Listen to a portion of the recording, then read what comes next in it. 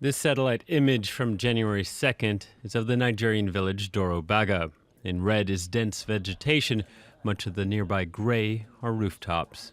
And this is the aftermath of an attack by Boko Haram militants, homes and businesses razed.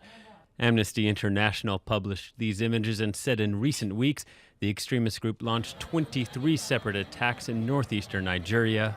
Local officials said 20,000 people have fled after at least 16 villages were burned to the ground, and rights groups estimate as many as 2,000 people were killed.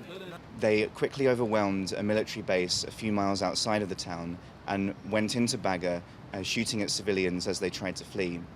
They went house to house, pulling out young men of fighting age and shooting them in the streets. Last year, Boko Haram killed more than 10,000 people, and despite the military's efforts, aid workers say the violence is increasing.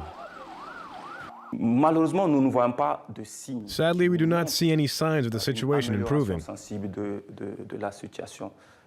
On the contrary, we're seeing a surge of violence, a succession of armed conflicts, with consequences on the civilian population.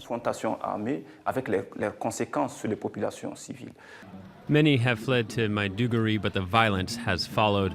On Saturday, 19 people were killed when explosives strapped to a girl said to be as young as 10 detonated in a crowded market.